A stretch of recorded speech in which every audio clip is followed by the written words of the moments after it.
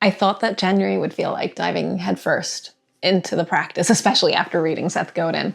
But instead, it felt like I was just trying to catch my breath after December. But somehow, I still managed to show up. It's a quiet January morning, and before the day really gets started, I wanted to just sit down and have a chat, talk about, January, and do a little check-in. Share where I'm at right now, especially with my work and my writing. But first, I need hot cocoa. So now that I've got my hot cocoa, let's start talking about the writing. In January, I wrote 25,503 words. On paper, that's pretty solid. That's pretty good. But the real story of January hasn't been the numbers, it's been my energy levels.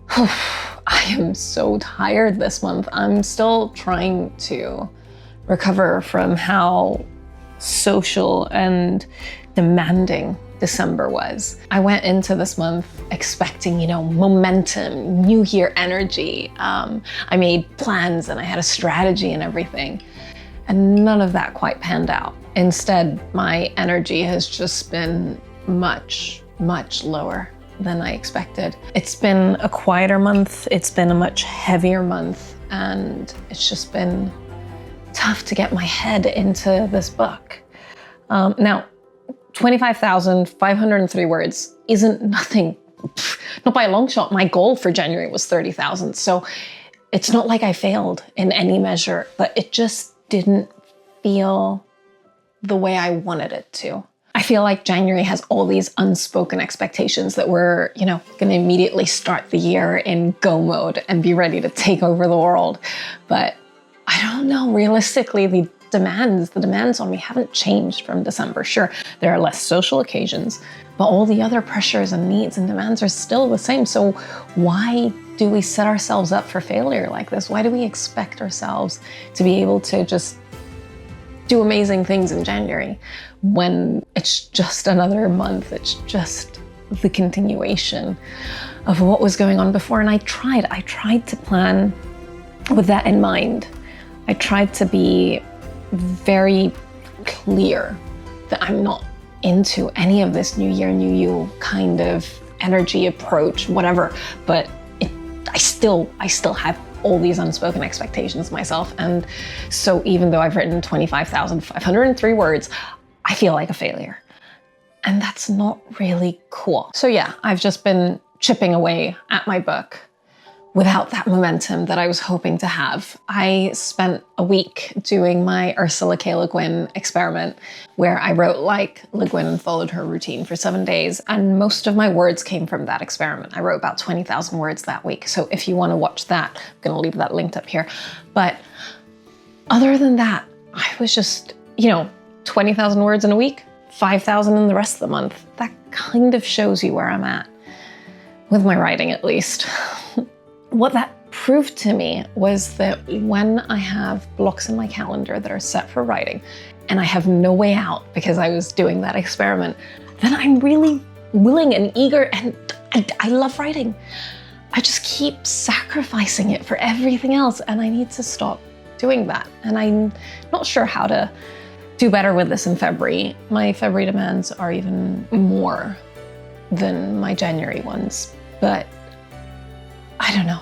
I need to figure this out. Otherwise, this book is just going to get written in little experiments from month to month. That's a bit sad, right? Reading this month, though, was a real bright spot. I finally crawled out of my post-alchemized reading slump because that book was just so good in so many ways, and so heartbreaking in so many ways, so devastating that for, a couple of weeks after that, I couldn't even touch another book.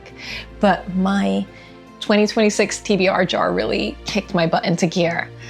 So with the start of the new year, I just drew my first book and read it, and drew my second book and read it, and on and on and on from there. So far in January, I've read 5 books. I read The Familiars by Stacey Halls, which was it was atmospheric, it was grounding, it was quietly intense and very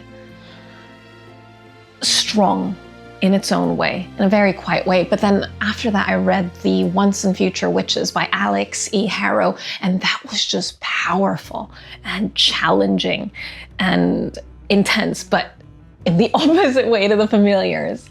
And I finished the month off with, I don't see, oh, it's over there, so you won't see it, but with the 5th season and the rest of the Broken Earth trilogy, which was just incredible. It was demanding, it's difficult, like it's not an easy read, not because of the language or anything like that, but because of how heartbreaking it is to be confronted with all these social issues. And I say this in the best way, it's fantastic. It was a 5-star read for me, but it's bringing all these issues to life and basically telling you, hey, this isn't okay. Things like racism and prejudice and just all these problems that we have in our society. And Jemisin does this in a way that's just very smart and very moving. And you have such broken characters. They are terrible. Not in the same way as First Law, not in the same way as Joe Abercrombie, but they make decisions based on the information they have, decisions you fully understand, but which have terrible consequences time and time again. And they're just broken people trying to do the best they can in a world that's built to hate them. Yeah, I liked it. I really liked it. It's good. And I'm looking forward to reading more books by N.K. Jemisin because I had never read anything by her before. I felt like in some way, all of these books were kind of touching the same thing. They were talking about people who are marginalized, people who are, I don't know, discarded and pushed down, oppressed and rejected, and the quiet and sometimes not so quiet ways that they find a way to stand back up after being pushed down. So yeah, I feel like my TBR jar is doing a fantastic job in somehow catering the books to my mood and figuring out what my next read will be through this jar has been so liberating, because then I don't have to sit here and think, okay, what do I want to follow after the 5th season? It's a good approach. I like it. I like it so far. My next read is Ketabasis by R.F. Kuang, and I've started reading that. I'm really, really loving it so far. I find the main character witty and elitist and annoying and frustrating. And yeah, I'm liking it so far. I'm just at the beginning though. So yeah, this month felt like a reminder that goals and reality don't always add up. And that doesn't mean something wrong has happened. It doesn't mean you've done anything wrong. It doesn't mean that they're bound to fail or anything even remotely close to that. Instead, it just means that maybe your expectations didn't consider everything that could happen, or that just life happens, because you know what? It does. It does. And sometimes that's out of our control, and that's okay too. So even through all that, one thing I'm really proud of is that I've stuck to my growth hour on most days. So I feel like I'm learning, I feel like I'm progressing, I'm growing as an individual, and I can start feeling like all these little things that I'm learning are compounding. So that's a really good foundation for me moving forward. I have 2 side quests and 2 main quests for this year. I don't know if the side quests are going to get wrapped up sooner. For my 1 side quest, which is to get fitter and stronger, I'm not really fulfilling that well. I started doing paddle lessons, so that helps. I've been playing a bit, but not as much as I would like. And I haven't done anything in terms of strength or training or anything like that. So that one's kind of, I don't know, the black sheep of the lot. My other side quest was my growth, which has, I'll give myself a gold star for that one. And then my main quests are to keep growing Uncharted and to write. And I did. I wrote 25K. My goal was 30. I fell short. That's okay.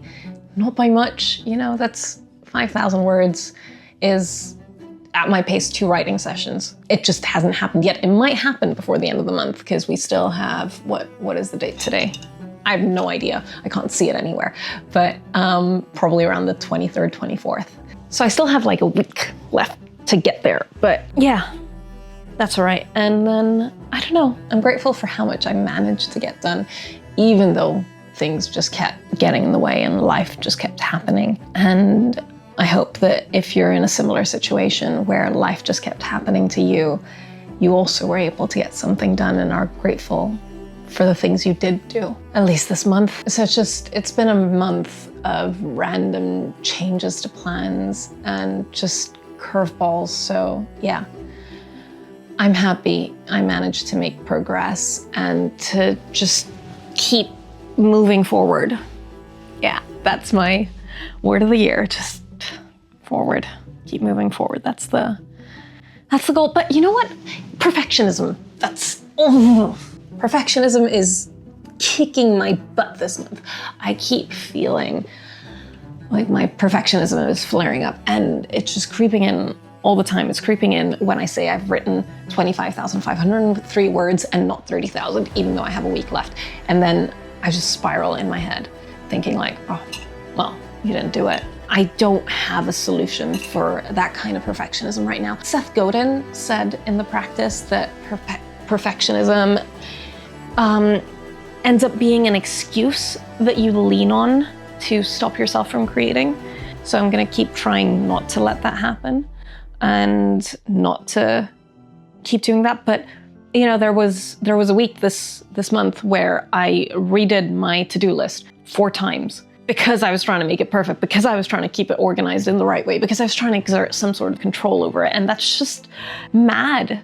That's absolutely bonkers. That's such a waste of time to redo a to-do list that was perfectly fine in the first place. So that's the kind of ways I'm just feeling perfectionism creep in. And probably the best way to handle it is to stay focused in the present, to keep moving forward, to let go of the idea of how things should have been or how you would like them to have been, and to just look at them as they are and be grateful for how they are. But it's not always easy. It really isn't, because I just have that urge to do more, to be more, to do things now, to get them done now and have them done faster. And yeah, no, things take time. Writing a book takes time, and it takes a lot out of you. So yeah, perfectionism, I don't know. If you have any ideas on how to deal with it, if you've found a way to cure your own perfectionism, I'm all ears, because right now my coping strategies aren't good enough.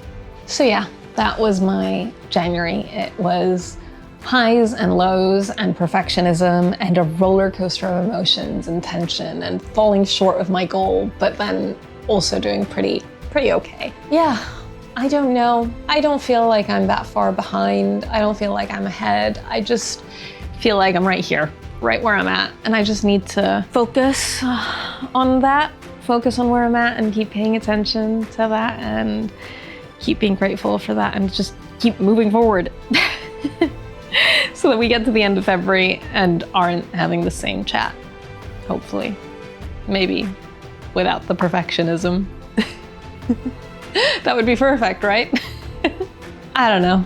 If you feel like sharing how your January has been, I'm all ears. Let me know down in the comments below. I'd love to be able to cheer you on as you wrap up this month and move into the next one. Thanks for sitting with me for this little chat with a cup of hot cocoa. I still have a bit left, so I'm gonna enjoy that next.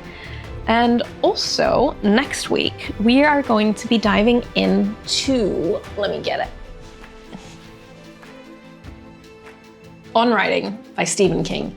So this is the book we're going to be analyzing for Craft Lab. And I feel like Stephen King is so practical in this book, whereas Seth Godin, which I'm gonna leave linked over here, was much more mindset shifts and all of that. So if you're interested, I'll see you next week.